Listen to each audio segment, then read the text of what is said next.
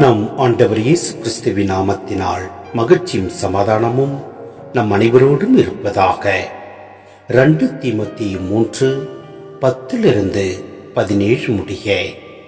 என் போதனை, நடத்தை, நோக்கம், நம்பிக்கை, பொறுமை, அன்பு, மன உறுதி ஆகியவற்றை பின்பற்றி வந்திருக்கிறாய். அத்தியோக்கியாவிலும் இக்கோனியாவிலும் லிஸ்திராவிலும் எனக்கு நேரிட்ட இன்னல்களும் துன்பங்களும் உனக்கு தெரியும். இத்தகைய இன்னல்களை பொறுத்து கொண்டேன். இவை அனைத்திலிருந்தும் ஆண்டவர் என்னை விடுவித்தார். கிறிஸ்து இயேசுவிடம் இணைந்து இறைப்பற்றுடன் வாழ விரும்புவோர் அனைவரும் இன்னலுறுவர். ஆனால் தீயோர்களும் எத்தர்களும் மேலும் மேலும் கேடுறுவார்கள். ஏமாற்றும் இவர்கள் ஏமாந்து போவார்கள். நீ கற்று உறுதியாய் அறிந்தவற்றில் நிலைத்து நில்.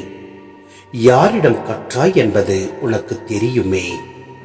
நீ குழந்தை பருவம் முதல் திருமறை நூலை கற்று அறிந்திருக்கிறாய். அது இயேசு கிறிஸ்துவின் மீதுள்ள நம்பிக்கையால் உன்னை மீட்புக்கு வழிநடத்தும் ஞானத்தை அளிக்க வல்லது. மறைநூல் அனைத்தும் கடவுளின் தூண்டுதல் பெற்றுள்ளது. அது கற்பிப்பதற்கும் கண்டிப்பதற்கும் சீராக்குவதற்கும் நேர்மையாக வாழ பயிற்றுவிப்பதற்கும் பயனுள்ளது.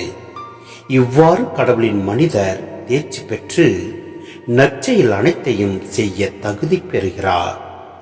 சிந்தனை: விவிலியத்தின் ஒவ்வொரு பகுதியும் கடவுள் உலகுக்கு விடுத்த செய்தியின் பகுதியே. முழு விவிலியமும் கடவுளிடமிருந்தே வருகிறது. அதிலிருந்தே கடவுளின் உண்மையை பெற்றுக் கொள்கிறோம். கிறிஸ்துவ நம்பிக்கை வளர்வதற்கான உரிய வலிமை தரும் உணவு விவிலியத்தில்தான் உள்ளது. எனவேதான் திருவருட்சாதனங்கள், மறையுரை, மறைக்கல்வி, தியானங்கள் எல்லாவற்றிலும் இறைவார்த்தை பயன்படுத்தப்பட்டு கிறிஸ்துவ வாழ்வு தூண்டி எழுப்பப்படுகிறது. எனவே நம் ஒவ்வொருடைய போதனையும் நடத்தையும் நோக்கம், நம்பிக்கை, பொறுமை, அன்பு, மன உறுதி கொண்டு நாம் கிறிஸ்துவை பின்பற்றி வாழ்வோம். எல்லாம் வல்ல இறைவன் நம்மை நிறைவாய் ஆசீர்வதிப்பார்.